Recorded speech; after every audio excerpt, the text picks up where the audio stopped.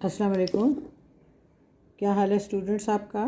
ہم نے اپنے لاسٹ لیکچر میں introduction to prehistoric art یا پیلیولیتھک پیریڈ کا ہم نے تعارف کیا تھا کہ اس دور میں انسان کیسے زندگی گزارتا تھا اور غاروں میں رہتے تھے، اور the only material that was available for making tools and other things was stone. اس لیے اس کو پیلیولیتھک پیریڈ بھی کہا جاتا ہے. لیکن آہستہ آہستہ جب انسان نے اپنی زندگی گزارنا شروع کی اور نئے طریقے سے تھوڑا سوچنے سمجھنے کی صلاحیت کا استعمال کرنا شروع کیا تو دوسرے میٹیریلز بھی سامنے آئے.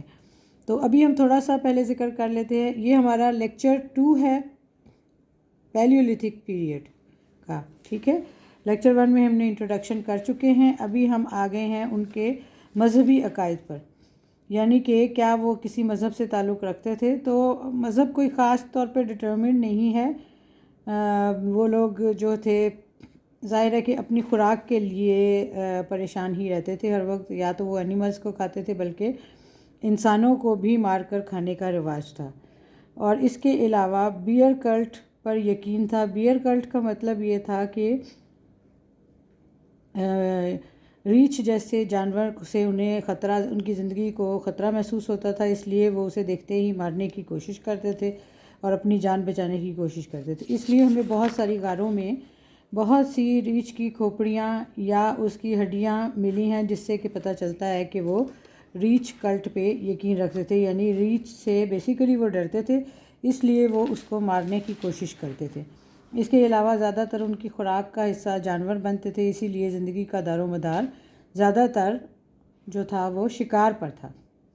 اب ہم آ جاتے ہیں ان کے اوزار پر. انہوں نے دو طرح کے لوور پیلیولیتھک میں انہوں نے جو اوزار استعمال کیے وہ زیادہ تر پتھر کے تھے. تو پتھر کے اوزار میں دو طرح کے اوزار تھے. پہلے تو اس کو کہتے ہیں ایولتھ. لتھ کا مطلب پتھر ہوتا ہے. ایولتھ کا مطلب ہے کہ ایسے پتھر جو کہ جن کو تراشا نہیں جاتا تھا بلکہ جس بھی شکل میں ملے ان کو جانوروں کو مارنے یا اپنی ضروریات کے لیے استعمال کرتے تھے. وہ شکار کرنے کے لیے یا اپنے آپ کو جنگلی جانوروں سے بچانے کے لیے. تو جس بھی شکل میں ان کو ملتے تھے وہ ٹولز کے طور پہ وہ استعمال کرنے لگ گئے تیز دھار شکل کے نیچرل پتھروں کو. اس میں دیکھیں یہ ساری شیپس ہیں، یہ ٹھیک ہے. تو اس شکل میں آپ دیکھتے ہیں کہ آپ کو پتھر جو ہے وہ مل جاتا ہے. عام طور پہ یہ پہاڑوں میں جب آپ دیکھتے ہیں تو پتھر مختلف اشکال میں ملتے ہیں، تو اپنی ضرورت کے مطابق سخت پتھر یا تیز دھار والے پتھر ڈھونڈ لیتے تھے اور ان کو ایز ٹولز استعمال کرتے تھے. اچھا، اس کے بعد جب آیا لوور پیلیولیتھک اور مڈل پیلیولیتھک، دونوں دور میں لکڑی کے اوزار بھی استعمال کیے گئے، اور لکڑی کے اوزار کی اشکال کچھ اس طرح تھی. دیکھیں کتنی خوبصورتی سے تراشے گئے ہیں. یہ تیز دھار بھی ہے، یہ کونا سا نکلا ہوا دیکھیں، یہ بھی تھے. اور اس کے علاوہ پتھر کے بھی ساتھ ساتھ چل رہے تھے، لیکن وہ بہت اچھے طریقے سے تراشے جاتے تھے. آپ کہہ سکتے ہیں کہ بہت ہی ڈیلیکیٹ طریقے سے تراشے جاتے تھے. اس کے علاوہ یہ دیکھیں، یہ ووڈن ٹولز ہیں. یہ ہیں ووڈن ٹولز.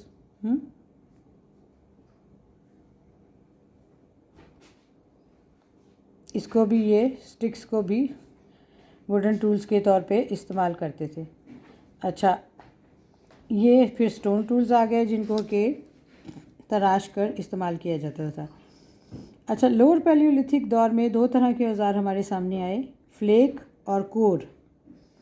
فلیک اس قسم کے ہتھیار تیار کرنے کے لیے ایک پتھر سے دوسرے پتھر اس طرح توڑا جاتا تھا کہ اس کی پتلی اور تیز جھال جو ہے وہ اوزار کے طور پر استعمال ہو سکتی ہو. تو پتھروں کو آپس میں ہی توڑ کر باریک تیز دھار جو تھے ٹولز بنائے جاتے تھے تاکہ جانوروں کو اس سے مارا جا سکے.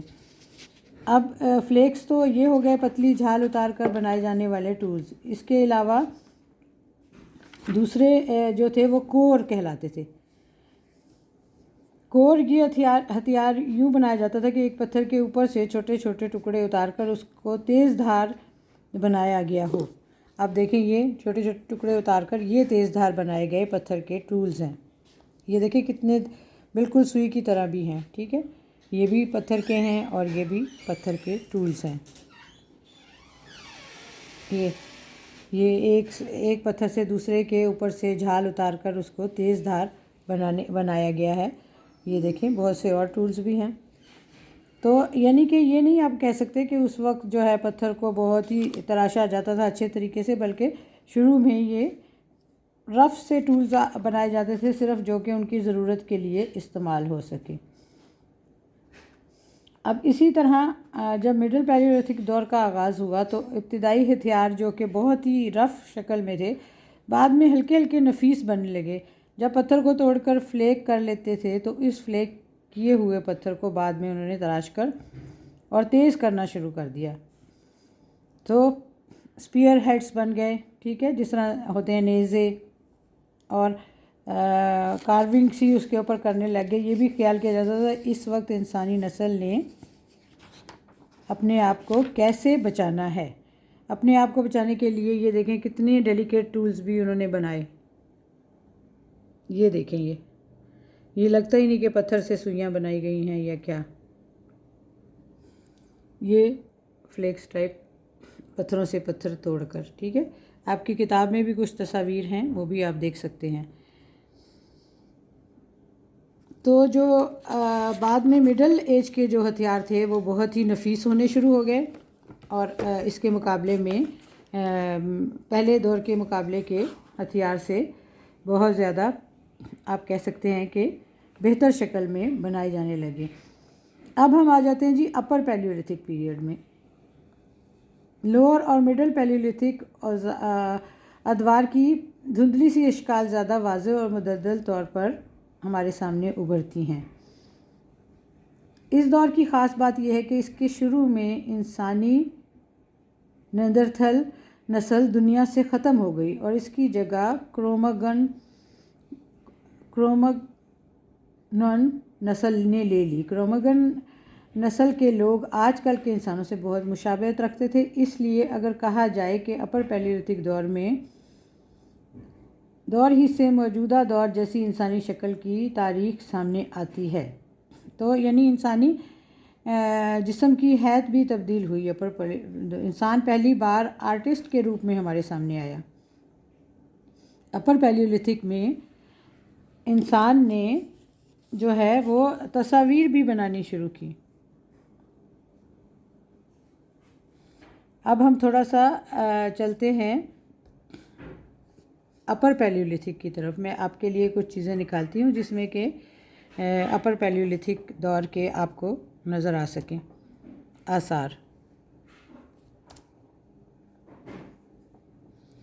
अपर पैलियोलिथिक में जो है क्योंकि इंसान ने सोचना शुरू किया और उसके आर्टिस्टिक जो ख़यालात थे उन्होंने भी जन्म लिया। ये देखें, ये सारे टूल्स हैं जो कि अपर पैलियोलिथिक दौर में इस्तेमाल किए जाते थे। अब देखें, इनकी लेंथ वगैरह का अंदाज़ा भी आप लगा सकते हैं। ये साथ हमने जो बनाया हुआ है ये, इससे आप इसकी लेंथ का अंदाज़ा लगा सकते हैं, ठीक है, और विड्थ का भी।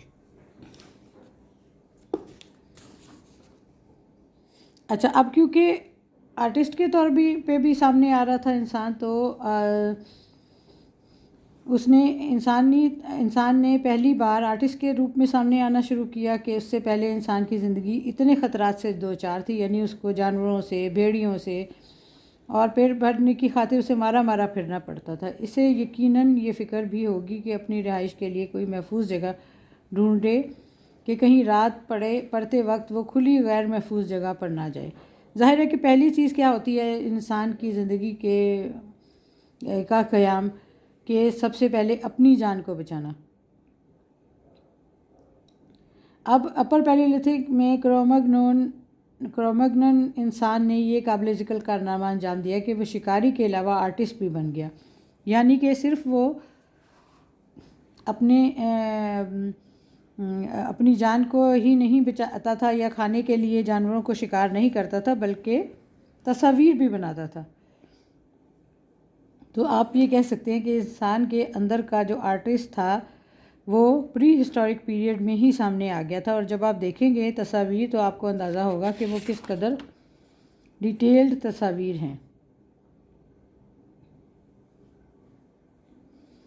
اچھا، اب انسان نے کیونکہ اپنی رہائش کے لیے بھی سوچنا شروع کیا کہ مجھے رہنے کی بھی کوئی جگہ ملنی چاہیے، تو مضبوط پہاڑوں کے دامن میں، غاروں کے دھانوں اور مضبوط پہاڑوں کے دامن میں نہیں رہتا تھا، بلکہ اس نے ایک سالانہ پروگرام مرتب کر لیا جس کے تحت وہ موسم کے لحاظ سے جگہ جگہ گھومتا تھا، اور موسم میں اسے کسی بھی جگہ شکار ملنے کی امید تھی تو دوسری جگہ سے کسی اور موسم میں جا کر، تو بیسیکلی انسان کی سوچنے سمجھنے کی صلاحیت نے اسے نومیڈک لائف پر کی طرف لایا، یعنی کہ خانہ بدوشانہ زندگی، کہ جہاں پہ خوراک ہو وہاں وہ پہنچنے کی طرف راغب ہو گیا۔ ٹھیک ہے،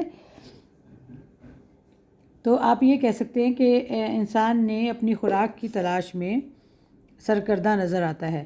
اچھا، اب دیکھیں یہ جو ہے، یہ جو سوئیاں ٹائپ ہے، یہ بہت باریک پتھر سے بنائی گئی ڈیلیکیٹ ہیں ٹولز، تو آپ کو پتہ چلے گا کہ یہ جو تھے وہ بہت ہی ڈیٹیل سے آپ کہہ لیں کہ بناتے تھے، کہ آپ کو اندازہ ہی نہیں ہوگا کہ یہ پتھر سے بنایا گیا۔ یہ دیکھیں کتنی باریک سی یہ سوئیاں ہیں، اور یہ دیکھیں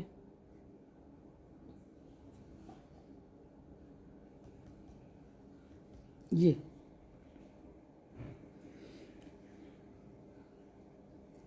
اب آپ یہ دیکھنے سے اندازہ نہیں لگا سکتے کہ بھئی یہ اتنا زبردست اور ڈیٹیلڈ جو ٹولز ہیں یہ پتھر کے بنے ہوئے ہیں، لیکن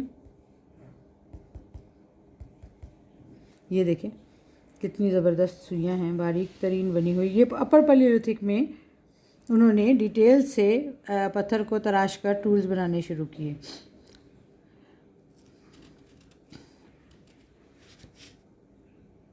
اچھا، اب کیونکہ وہ سرد علاقوں میں رہ رہے تھے، پرانے زمانے کے جو تھے یہ ہنٹر آرٹسٹ، اس لیے انہیں اپنے کھانے پینے کے لیے جو تھا وہ سٹور کرنا پڑتا تھا، اس لیے وہ شکار کر کے جانوروں کے گوشت کو سٹور بھی کرنے کا فن سیکھ گئے تھے۔ اب مختلف علاقوں میں مختلف جانوروں کو شکار کیا جاتا تھا اپنی جگہ اور اس کے حساب سے۔ اچھا، اب جو تھا اپر پیلیولتھک میں میمتھ دور کا بہت کارآمد جانور تھا، اس جانور کے بہت سے فائدے تھے۔ اب میمتھ جو ہے ایک بہت بڑا ہاتھی تھا جس کو کہ وہ شکار کرتے اور بہت زیادہ گوشت نکلتا، اور اس کو وہ کھاتے بھی اور سٹور بھی کرتے تھے۔ اس کی بڑی کھال نہ صرف پہننے کے کام آتی بلکہ خیمے وغیرہ بنانے کے کام بھی آتی تھی۔ اب کھال جہاں زمین کو چھوتی وہاں میمتھ بھاری ہڈیوں کے ذریعے ان کو ٹولز اور خیمے بنانے میں بھی کام آتے تھے۔ تو اب ہم یہ کہہ سکتے ہیں کہ انہوں نے لکڑی سے چھوٹے چھوٹے اور بھی قسم کے ہتھیار بنائے جانے شروع کیے، جیسا کہ یہ آپ کے بک میں بھی دکھائے گئے ہیں۔ یہ دیکھیں، یہ مچھلی کا شکار کرنے کے لیے یہ ہتھوڑا نما لکڑی کا ہینڈل ڈال کر پتھر کے تیز دھار ہتھوڑے میں بنایا گیا ہے، جس سے کہ وہ آرام سے شکار کر سکتے تھے۔ تو یہ جلدی سے ایک کوئک لک آپ لے لیں اپنے ان کے ٹولز کی جو کہ انہوں نے بنائے تھے مختلف قسم کے ادوار میں۔ یہ بھی ہیں، یہ دیکھیں۔ تو جب انسان کے اندر کا آرٹسٹ جو ہے وہ نمایاں ہونا شروع ہوا تو اس وقت یہ دیکھیں ٹولز کی مختلف اقسام، یہ اپنی ضرورت کے مطابق انہوں نے دیکھیں یہ آری نما ایک چھوٹے چھوٹے سے وہ بنائے ہیں، تو اپنی ضرورت کے مطابق وہ مختلف ہتھیار بناتے رہے۔ اب ہم ان کے آرٹ کی طرف آئیں گے اپنے نیکسٹ لیکچر میں۔ تو ابھی میرا خیال ہے کہ آپ پیلیولتھک دور کے اوزاروں کے بارے میں کافی فیملیئر ہو گئے ہیں، جس میں کہ زیادہ تر پتھر کا استعمال تھا اور کچھ لکڑی کا استعمال بھی کیا گیا تھا اپر پیلیولتھک پیریڈ میں۔